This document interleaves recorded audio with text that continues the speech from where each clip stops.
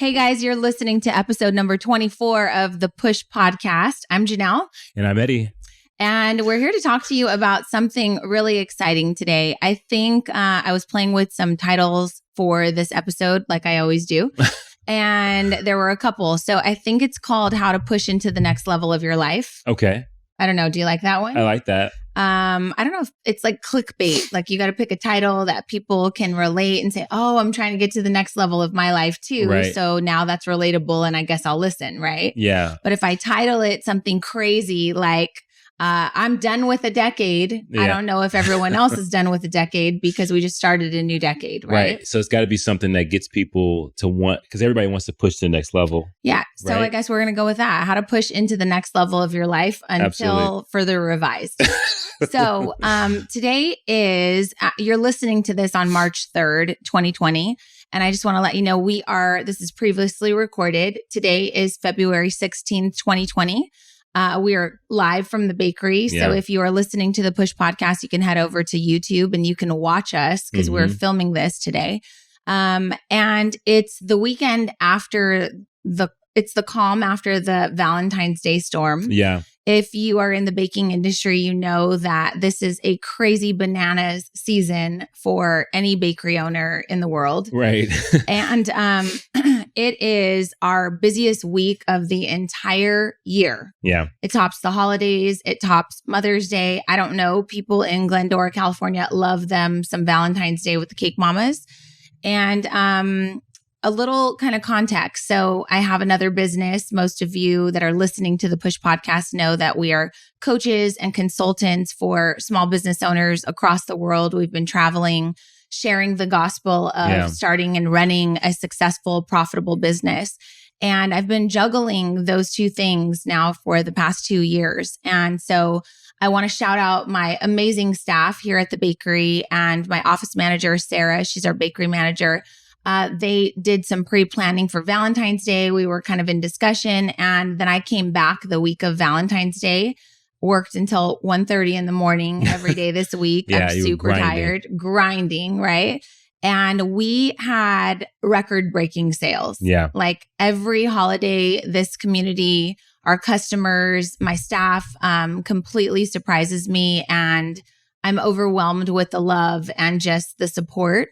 And this year was super special because this is the year that I've decided to close this chapter of my book of being a bakery owner and pursuing a new interest in my life. So today's a big announcement. And I'm going to start by reading the announcement that I'm going to be sharing on the Cake Mamas page in a newsletter, all that. And then you can maybe ask some questions. Yeah, absolutely. I mean, you know what's going on, but still. This is a surprise for me, guys. Right. So this is the statement. So on February 29th, 2020, I am taking a leap of faith and I'm announcing that I'm officially closing the chapter in my book of being the owner of the Cake Mamas. And, what does this mean? People are going to have lots of questions. So what does this mean and why? Well, I've got 3 reasons. Number 1, I'm completely a different person today than I was April 29th when I started and incorporated the Cake Mamas. Would you agree with that? Absolutely. Like, I don't even recognize that 2009 Janelle in 2020. When we look at pictures back then, I always look back and go, God, what were we thinking? Like, what was going through our minds at that time?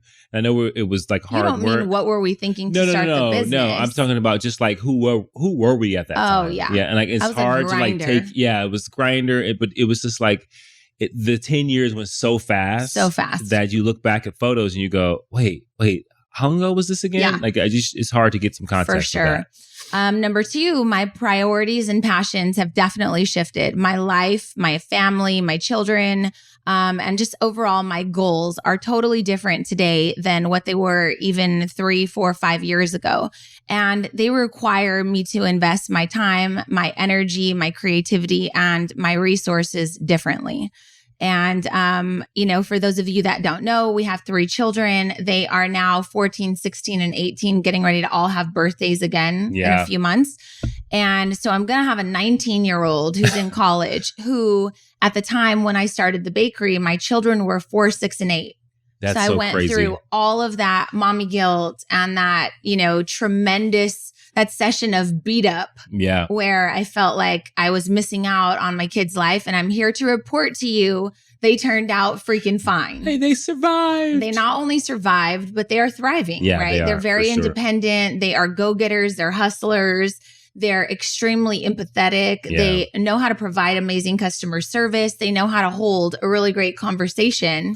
And I feel like those lessons were learned right here in this bakery. Yeah. And I was just going to say that like this bakery was a big part of shaping who they are Absolutely. right now and understanding the business world and understanding everything that goes into doing hard things and what is required from a standpoint of like what hard work looks like. To build something. Yeah. To build something. To and believe I think, in yourself. Absolutely. And so I look at their work ethic now and I say a lot of that was built around the fact that they saw what happened here. Yeah. Yeah. And I have pictures, you guys, those of you that have younger children that are fighting through this mommy guilt, push through because they're going to watch what you do and they're going to watch and inherit the traits of how you persevere through those things and deal with those, right? Yeah. So it was like heartbreaking. And I remember crying many times when the girls had sleeping bags out and were sleeping because I had to work late. Yeah. And now I look back on those photos and they bring me a different sense of joy because my kids know that they'll just do what they have to do to make something happen. Yeah. Whether it's pulling all-nighter for a final, like you might need to drink some coffee right now, right? Yeah. And so they've learned that. It's 10 p.m. and now you got to go get some coffee, right? Right. Absolutely. So, and number 3, it's been a freaking decade, you guys.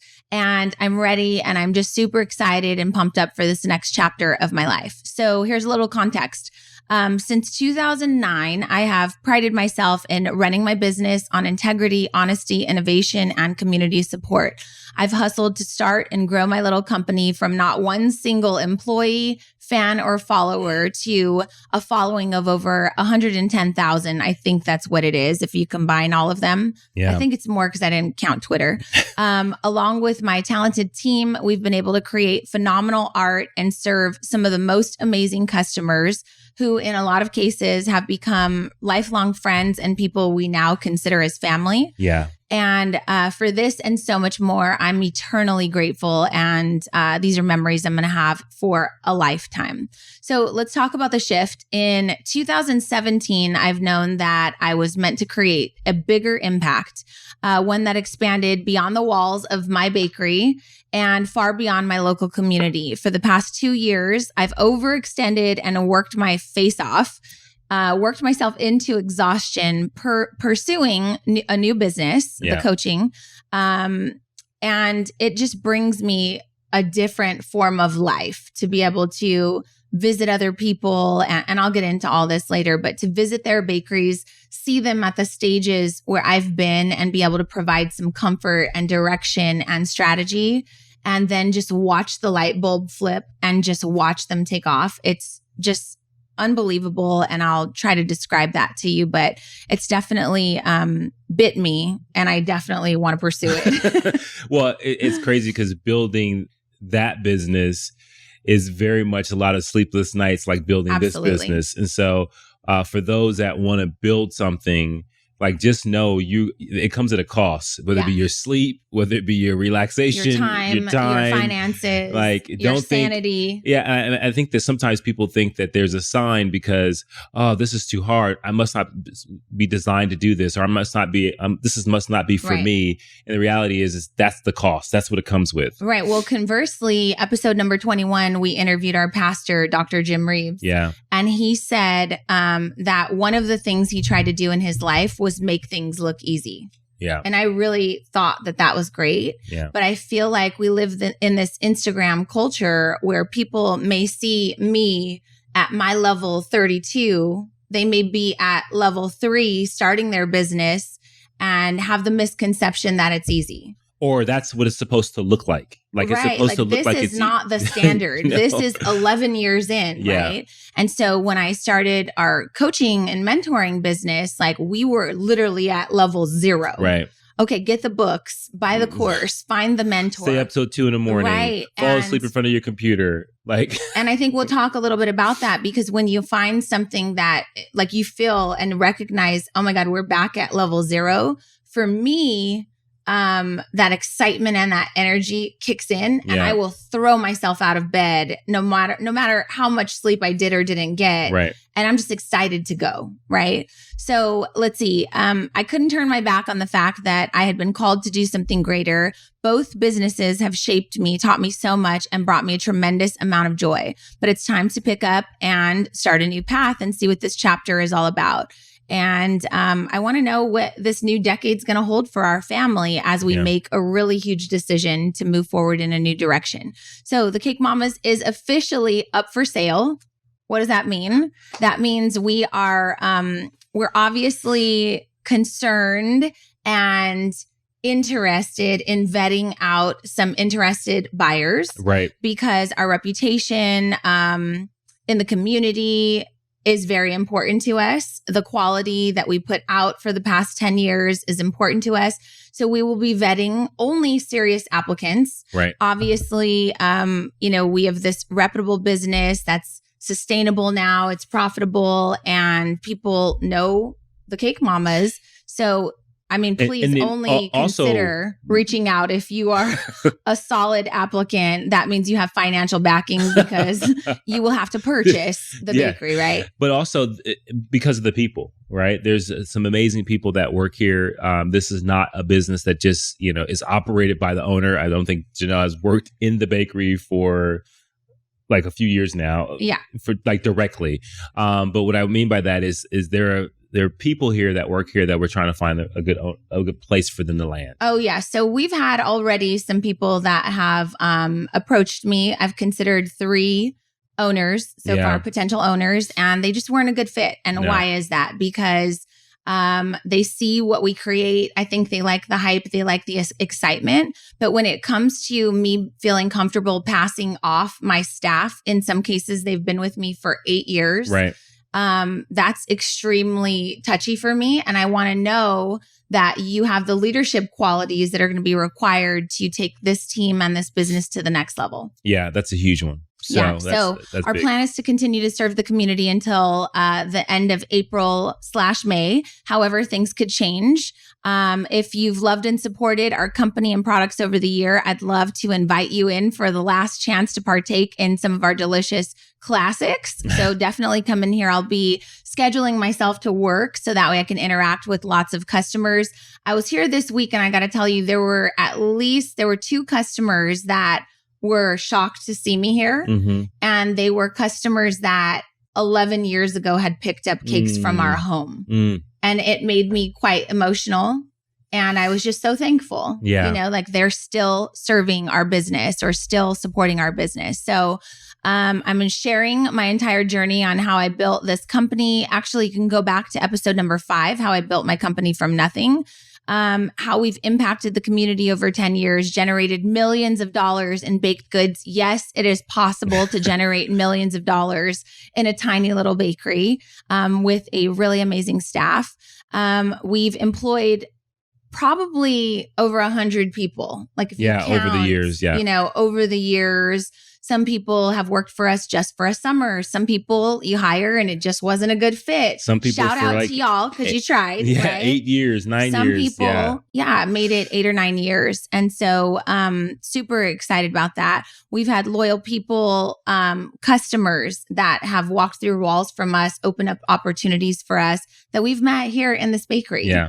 And so that's been really exciing. So it also afforded to be on television a few times, so like lots of Cake times. Wars, Cupcake Wars, was this David Totera, My Fair Wedding. Some other shows that didn't make it on Food Network, but we filmed them. And then, and it was on the news like 2 times. Yeah. So just an amazing ride. Right? Yeah. So I'm fully ready to step into this next chapter of my life, helping women and small business owners step into their power and create the businesses of their dreams. Yeah, absolutely. And so now I'm definitely in a coaching stage. Teaching.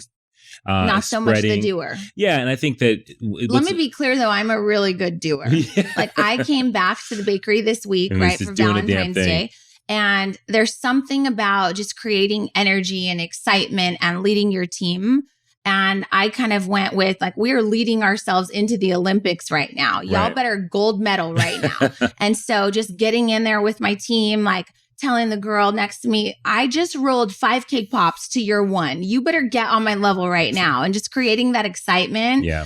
We had an amazing time, and it was just a fantastic way to go out on top. And so I say this to let you know, if you're a listener or a viewer, that the bakery's not falling apart. You know, it's not like, oh, it's a shitty bakery now and I want to close it. It's definitely on top. We have the most talented decorators that work for us, the most amazing and efficient baking team. We provide amazing customer service. It's just time for Janelle to move on, right? And so we kind of put together a couple of things to help you with a shift and a transition. There's 6 steps that we want to share with you today. Number 1, disruption. Number 2, decision. Number 3, growth. Number 4, building. Number 5, nurturing and refining. And number 6, finishing. That is a big one. Right. So let's kind of dive in, because I want to talk just quickly about disruption. What does that mean? People are always looking. The whole reason the Push podcast was started is because people are always looking to live a problem-free life. Yeah, or they feel like the troubles that they have are so unique and so different that something must be wrong with them, when it's part of life. Like, you think about how this thing started, how the bakery started. It was because a disruption in the economy. Right. Something that's outside of your control. You can't do anything about it. I always think the world will give you disruptions, but you also have opportunity to create disruptions for yourself. Damn straight. Right. And but so most people want to avoid the disruption. Right. Because we want smooth sailing. We don't want pain. Right. We want all the fruits of pain, but we don't want the pain. Right. And that's what we want to talk to you guys about today. So, a little context about our story when we're talking about disruption. In 2009, I started the business out of necessity. Right. We lost our corporate jobs, our high-paying corporate jobs. And, I didn't know what I was going to do with myself. I was bored at home. I was uncertain about our future. I was just kind of throwing things at the wall. I re-enrolled back into college because I was like, well, what do? I just have to try to grow and educate myself and figure things out. And ironically, I started watching TV. I never watched TV.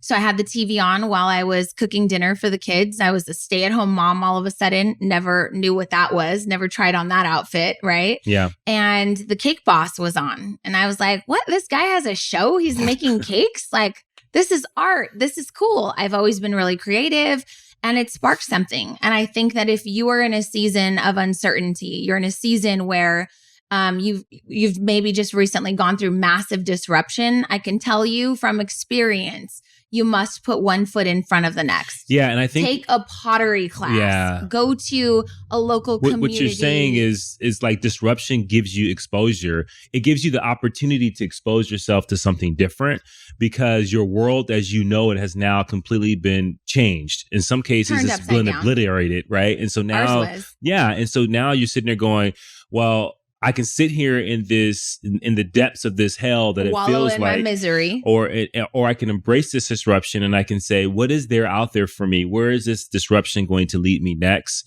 And sometimes it's as simple as just involving yourself in different things so that you get the exposure so that you can get to the next step. So let me give you an example. A few years ago, my stepmom, Robin, she lost her job. She got laid off.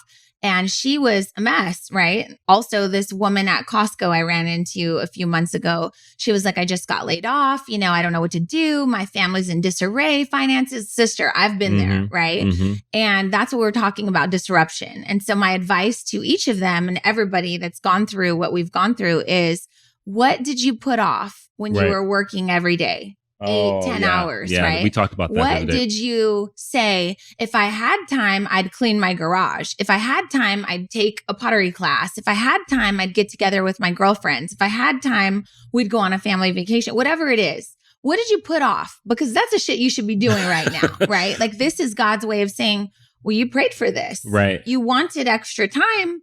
Granted. Yeah. And I just gave it to you, right? And I think that's a shift though. Like, I need people to understand that. So like my stepmom, she started gardening. She started doing stuff in her backyard. It brought her so much joy.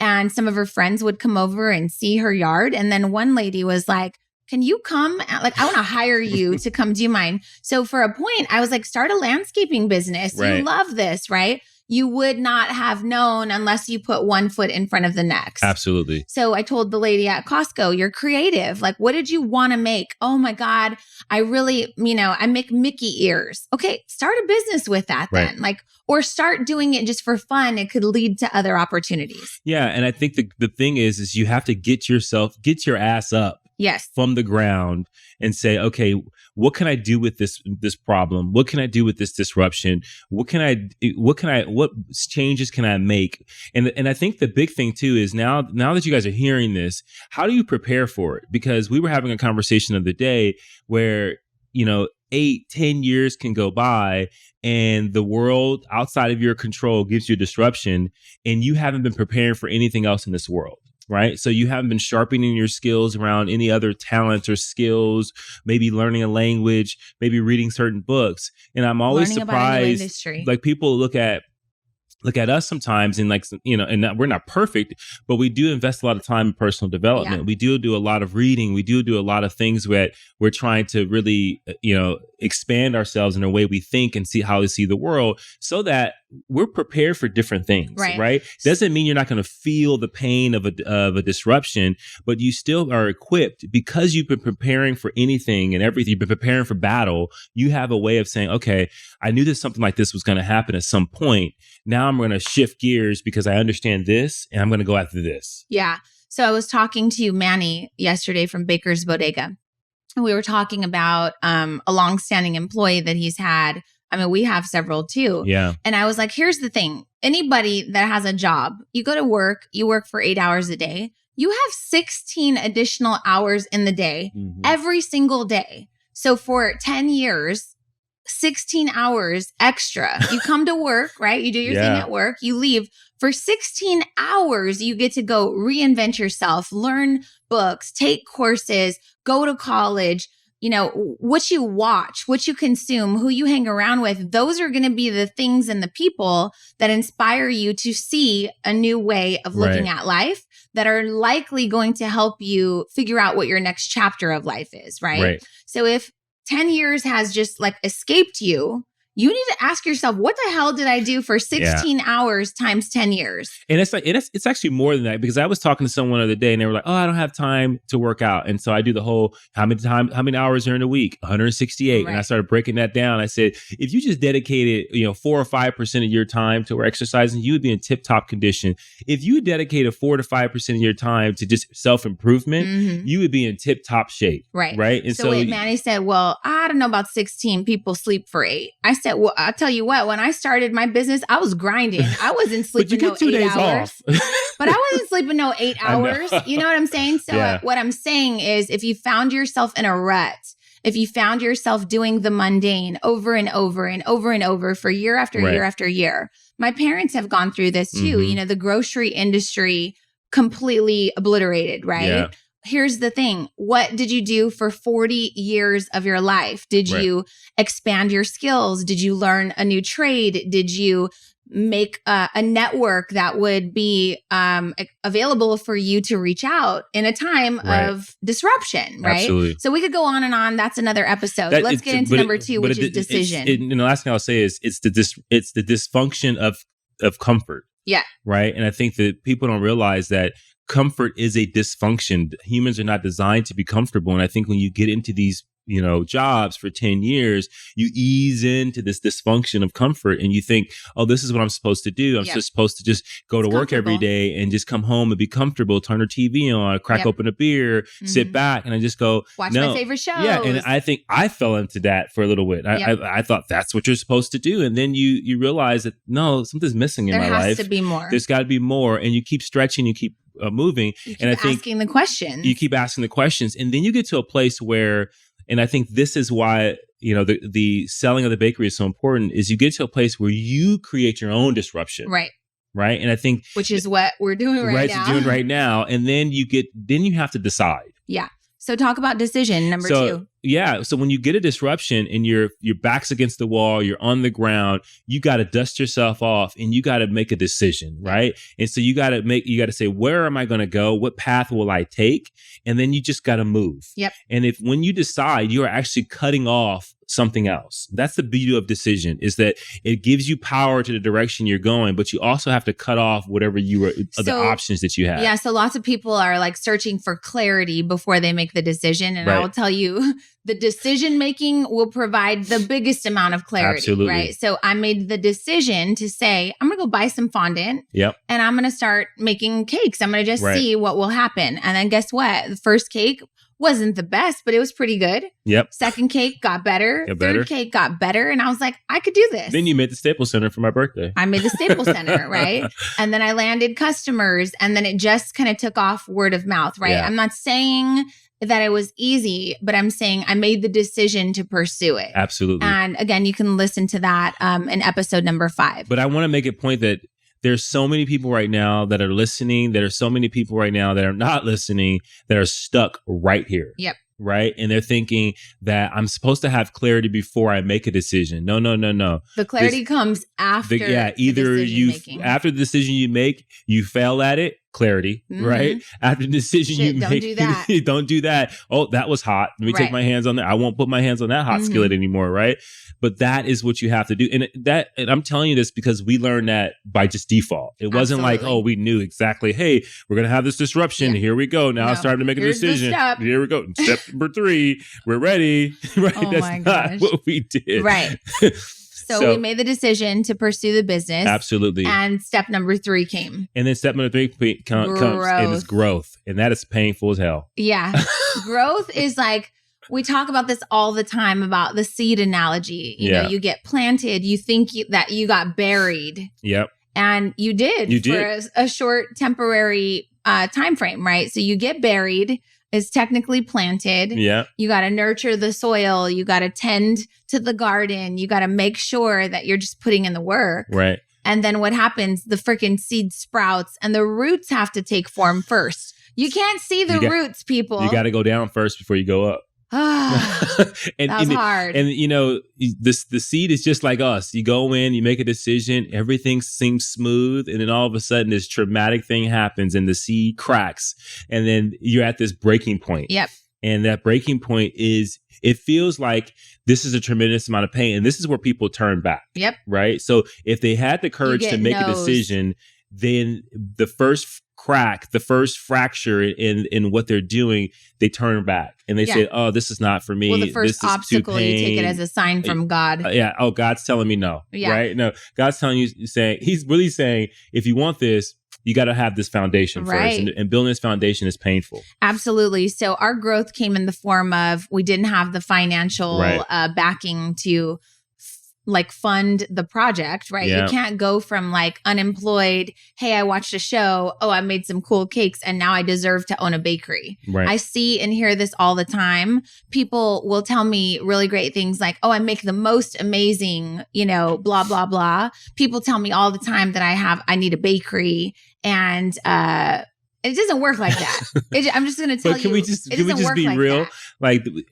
There was also the pains of upsetting your first customer, ruining my first delivery, my a cake melting on the way to delivery. I even had, a cakes, delivery gone bad. Yeah, deliveries gone bad. Cakes will actually flip on you without you doing anything. You'll just be standing Not there true. and a cake will just fall. Not true. That's a growing pain. Yeah, we've had the growing pain of when I was taking orders from home, someone showing up on a Saturday for a cake, and I'm like, wait, what? That is, I still have traumatic experience. I have, what is it, PTSD? Yes. That's the worst nightmare, but I'll tell you what, that gave me the best processes. Yes, absolutely. And those are things that I now teach my students, right? Here's what not to let ever happen, right? But I wouldn't have learned that if it wasn't for that painful The face growth. of someone, when you look at them and you say, I think we made a mistake. We don't have your order. Yeah. That's the face. Not happening on my watch anymore.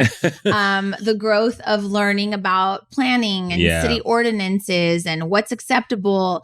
The growth of learning about the health department and health inspections. The growth of making connections in the community and thinking that when you build the bakery, when you finally get past, the finances, when you build it, people will come. Nope. The growth of marketing, the growth of networking. The growth of a chauvinistic world when you're trying to build something as a female entrepreneur and they don't, there's not a level of respect that's given.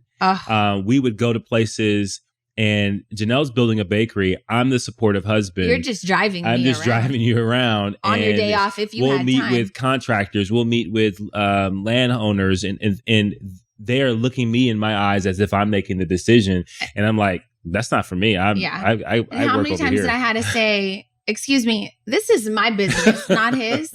I'm going to need for you to talk to me, right? But that was necessary growth for me to, as a woman, step into my power and understand that I don't need my husband to come save me. Like, I'm not the kind of mom that's going to be like, you better listen or I'm going to tell your dad when he gets home. I don't need you.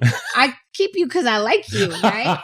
But as a woman, some relationships are very dependent on their husband and him being the voice and him being the one that does all the hard things. I was very clear about, like, I didn't like the way it felt that I was going to be the one paying the rent and they were looking at you. I'm like, don't look at him. Look at me. This is my business, right? And thank you for supporting me. Yeah, absolutely. Also, you have 3 daughters, so you needed to learn how to do that. that was more growth. Absolutely. Right? I think it was a growth for us of like how we balance our relationship in that. Absolutely. Right? And so anytime you are building something or anytime you're trying to create something, just know that if you're in a relationship, that relationship is part of that. Right. And don't think that you're going to go out and try to go through this growth moment and it not affect your relationship, it not affect the time that you spend, and not affect, the decisions that are made. Because a lot of times you're using like the household income, you're using using the actual house to build a business. And so making a damn mess. We had, our whole house, it was a bakery. It had bakery racks all over the place. Our sink, there was wear and tear and all the different things. And if your significant other, if your partner is not on board and they're seeing like things break, you're seeing less space, they're seeing more random people coming to their house, like that may be an issue. And so you want to make sure that you have really strong communication, and that is a growth moment in your relationship where you learned either how to support as a husband or a wife, or you learn how to like sometimes have to say, I got to do what I got to do. So I think those are important. That's when you learn how to cook. Yeah, right? Exactly. So Absolutely. This is important because you talked a little while ago about like it's going to cost you something. Yeah. If you pursue a dream, it will cost you something, right? As well as if you stay comfortable, it will cost you something. That will cost you a tremendous amount of discomfort when you have a disruption. Absolutely. Right? So if you're pursuing something like a new business or some sort of new venture, it's going to cost you time, usually money, usually resources, relationships. Yep. It'll cost you your everyday life, right? So you have to ask yourself, what's the wager I'm willing to make? Am I willing to make this investment? Absolutely. So it is a constant transaction of trading what you value for hopes of something that you think or you aspire to value more of, right? Absolutely. And so that's so important. And then I think the next step, step number 4, you get into the building. Ooh. You get the growth. You kind of learn, okay, this is what it's going to cost me, right?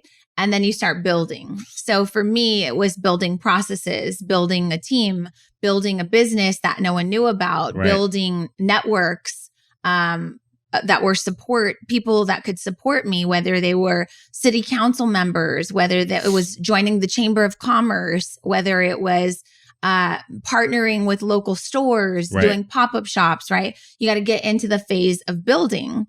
And so that was a fun phase. Yeah. But also that shit's costly. Building costs a fortune. And I think the building part is when you got to call on your resources, your family, your friends, your supporters to help you. Yeah, right. Absolutely. And so I remember when we got this place, just everyone that was Chris, Vicina, everyone who was here painting, Tony, just my like sister, everyone that was a part of like buying materials, donating thing. Fab Mom brought in a rug for the picking up my kids, like because we were here late, or cooking dinner, or taking them to go get something, or sitting at this counter doing homework with them. Like all of those people, they say it takes a village. Babysitters.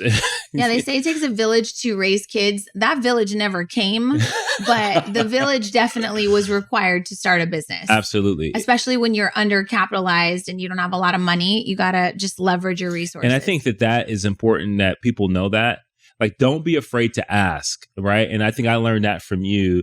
I was joking with someone when when I was talking about like the way you just have the audacity to ask for things, and you ask for some crazy stuff, like right? What? Like Invisalign, like yeah, you had the woman got free Invisalign, right? So like that to me is insane, just simply because you asked. But when it comes to building something, I think it's like, hey, can I just clarify so people don't think I'm asking for stuff for free? Because I hate people like that, right? No. We had two children that we were paying thousands of dollars to this local orthodontist, and I'm not going to shout out the name because I don't want people asking for free stuff.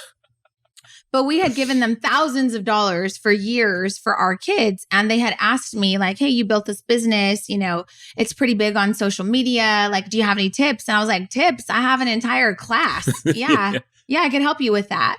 And they were, asking. So appointment after appointment, they'd ask. And I said, I'll make a deal with you.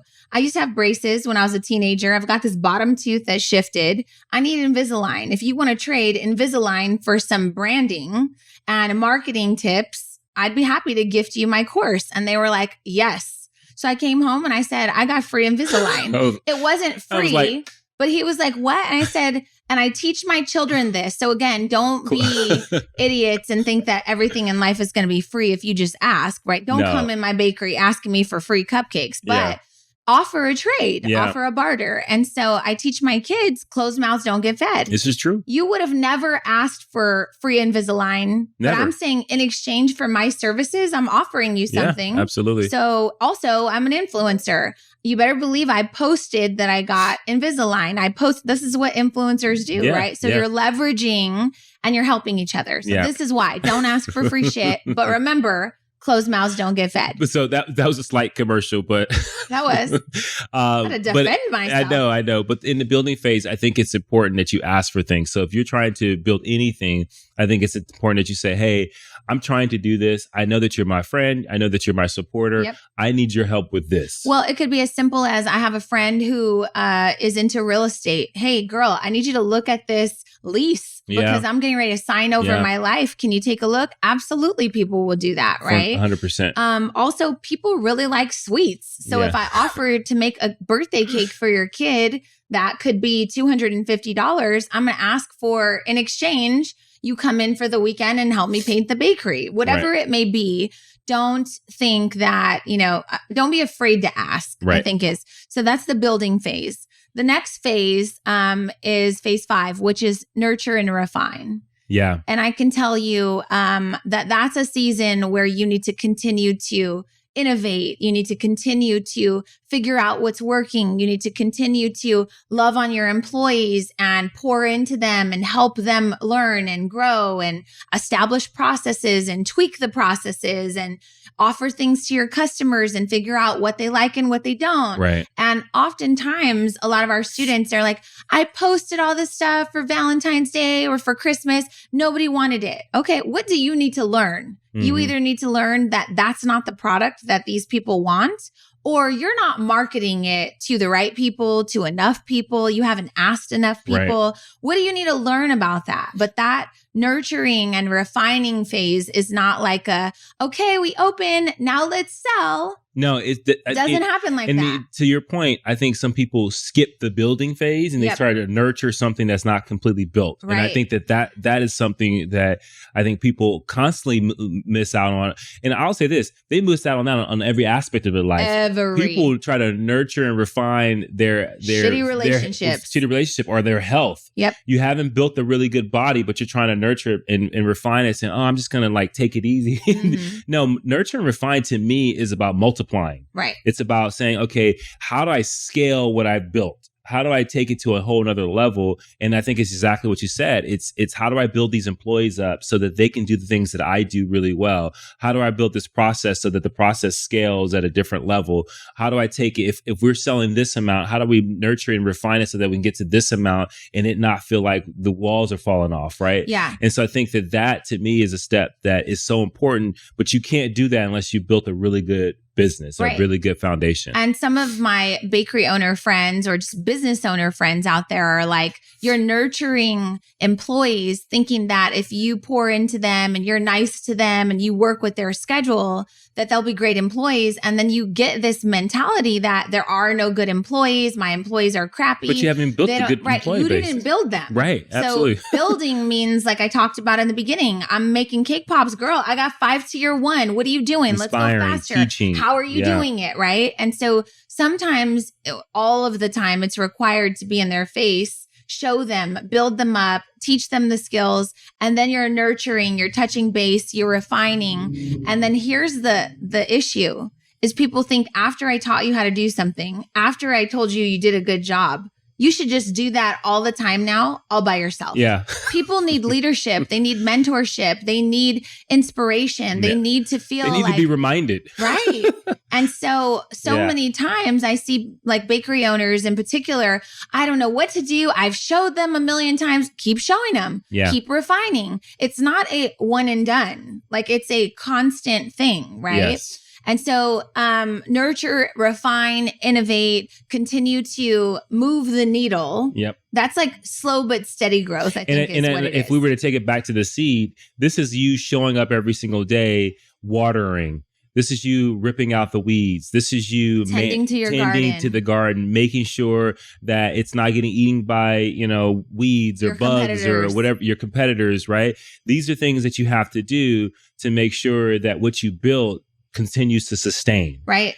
And then you want to sustain it until you get to a place where you can say it's finished. Absolutely. So that's step 5, right? Nurture was what we were talking about. So let me go through them again. So step 1, disruption. Step 2, decision. Step 3, growth. Step 4, building. Step 5, nurture and refine and innovate. And number 6 is tricky. Yeah. Because you can either finish it, or you could start over with number 1, which is disruption. Yeah. And I think we are, with the bakery, we're looking to finish. Yes. And that's one thing I really want to talk to our listeners about is that, for me, this is a happy season. Like this is a really happy time. This is a decision that I've obviously been weighing for a long time. These are things that I've weighed the pros and the cons. And ultimately, for me to be able to step into this next chapter, this new stage of our life, and pursue something that I'm immensely passionate about, I have to decide. Yeah. I have to decide that I can't be teeter-tottering between two, because I believe when you try to do too many things, you do them all poorly. Yeah. And I don't want to be a poor bakery owner. I don't want to be a poor coach, right? And so I'm making the decision to pursue something new in the season. And I think that can be a beautiful thing. But people can make it, oh, that's so sad. And I'm like, sad for what? No, it's what? I put in a decade. It's complete. What do you? Right. It's complete. Right.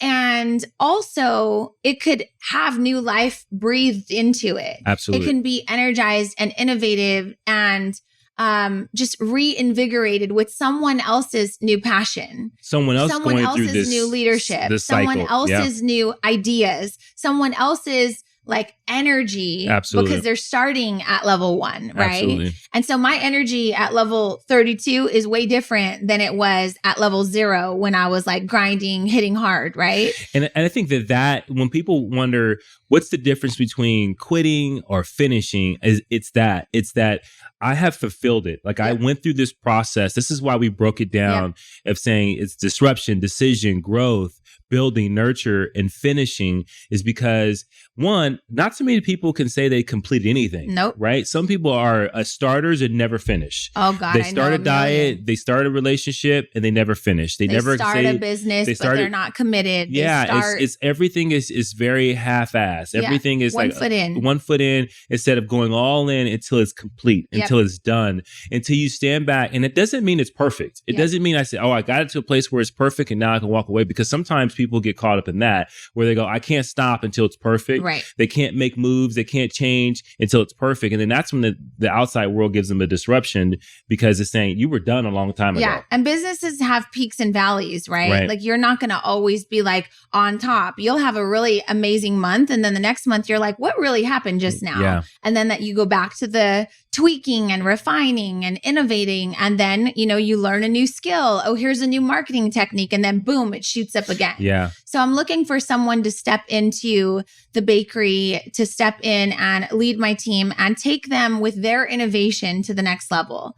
And I think that that's a beautiful thing. Yeah. And I don't want people to be like, oh my God, it's so sad. And it's not actually. I am celebrating because I put in the work and it's been a decade. And I don't know many people that have done something for a decade that they've loved, that they built, that brought them energy and excitement and relationships and money and profitability and notoriety and recognition. Like I've built all that, right? That's beautiful. And it's awesome. And now it's time to start all over. Yeah. And I'm excited for that season 2.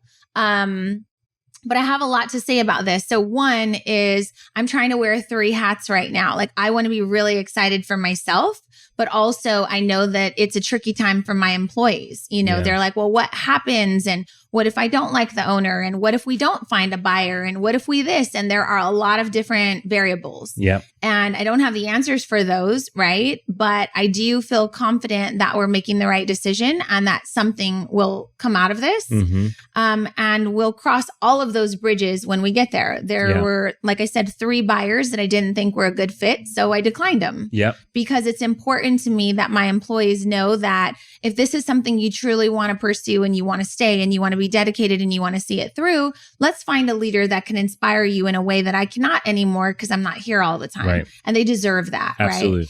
Right. Secondly, I have to wear the hat of making sure that we are still continuing to serve our customers, because our customers are what keep us in business. Absolutely. Our customers have supported us for a decade. Our customers are loyal. And just this weekend, I told a longstanding customer, like, we're not taking any custom orders right now. And she was like, well, okay, when will you? Like, ready to just, okay, I'll change the party. And I was just like, let me know. No, I don't think you understand. Like, we're in a transition phase.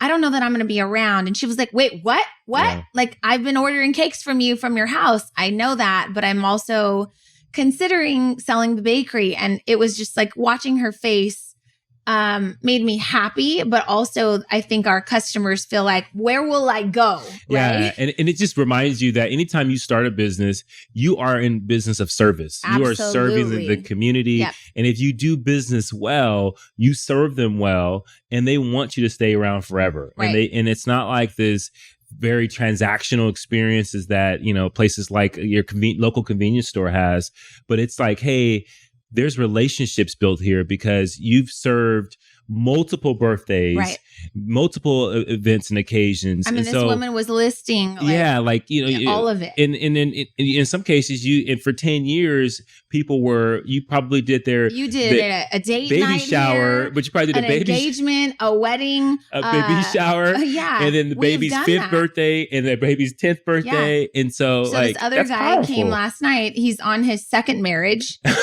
And I was like, okay, I'm honored, but I can't. And he was like, no, just tell me when. And I was like, no, I don't think you get it. Like, I'm going to be selling the bakery. And he was like, okay, well, what does that mean for this? Like, when will someone else, you're going to sell it, then can the next person do it? Like, I want to get this cake from here. And I was like, I don't think you understand what I'm trying to say to you. Right. Yeah. And so I appreciate that. But that's going to require some patience and really articulating the why. And so this is one of the reasons why we wanted to do this episode and share this with you, because I don't know how to do this, right? Yeah. But I do think that it's exciting. So I'm wearing the hat of understanding for my employees. I'm wearing the hat of support for my customers. And I really want to wear the hat of excitement for myself. Yeah. Because that's it's important. Time. Yeah. Yeah. And so I think with that said, I think this episode it's finished. Yeah. And I want to thank you guys for listening. If you loved this, if you were inspired, if you learned something, please leave us a review on iTunes, leave a comment if you're watching on YouTube. And we're going to be sending out some pusher shirts because this episode is really about pushing into the next level of your life, whatever that next chapter may be. And hopefully it has encouraged you to see that things don't have to completely blow up in your life. It's okay to end a chapter. It's okay to close something that's no longer serving you. It's okay to move on. And I will say this though, lastly, the thing that I'm pursuing now will not be the thing that I do until I die. Right. And that's important for people to understand. You get to reinvent yourself. Absolutely. You get to learn new things in the world. You get to make new friends that inspire you to uproot your life or change your career or expand your thinking or alter your perspective. And that's what I plan on doing for the next however long God will bless me to be on this earth. So I can tell you with certainty that I'm leaving one thing, closing this chapter to do something new. And probably 5, 6, 10 years from now, I will also be making another announcement to do something new and exciting, which is the same thing we teach our children. Yeah. And I'll just add to that. You can do everything Janelle just said if you are preparing either to create a disruption or for a disruption that may come that's outside of your control. Right. And if you don't do those things and you kind of slide into the comfort zone of just doing your normal routine, then you won't be prepared to do anything. Yep. You may have a really good idea of what you want to do, but you just don't have the resources and the equipment that you need mentally to do those things. Yeah. And so start learning. That's when you get stuck. Yes. So start learning, start using your time extremely wisely. Remember, sleep for 8 hours if you have to. Sleep for 6 if you're in grind season. Go to work for 8 hours. Do a good job at work. Yeah. When we hire employees that are working customer service, be great at that. Be deliberately great. And so I tell them, listen, you're not going to retire here, but I'll tell you what's going to happen. If you provide exceptional service because that's your job, somebody's going to see it, they're going to recognize it, and they're going to recruit you. Yeah. How do I know this? I've been recruited from every single job I have ever had. Someone saw something greater in me that I didn't even know that opportunity existed. They offered me a better opportunity. I pursued it. I was exceptional in that role, which led to another opportunity. Yeah. So I have always taught my employees that, especially the girls providing customer service at the front. Be exceptional. Somebody will pluck you from this bakery for a greater opportunity. And so that's what I want to leave our listeners with is be exceptional at wherever you're at. And then when you don't want to be there anymore, start focusing on what would happen through the disruption. Yeah. What can I do to plan and prepare for the growth? What can I do to pursue something outside of my day-to-day norm because I feel like I'm stuck? Remember, we said, take one step, sign up for something that inspires you, hang out with a friend that thinks differently, read a book that could bring new perspectives, so many or things. Just become something in the place that you're working because you give it your all and you work so hard, you become something special. You learn some things if you're paying attention.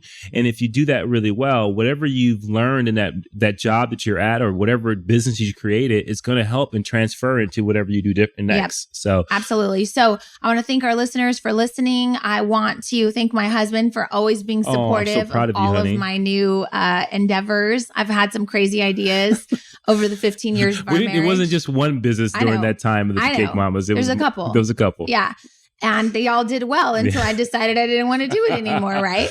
And I want to thank our customers for supporting us. Without them, they've been my whole heart. And my staff is so amazing. I can't thank you guys enough. I can assure you that things are going to be great. Yep. And someone is going to come in and knock your socks off, and it's going to be amazing. So cheers to a new chapter. Thank you guys for listening and being a part of this. Oh, I have to drink. Hold on to make it official. And that's it. It's a wrap. All right. Thank you so much for listening. Bye, guys. Push through.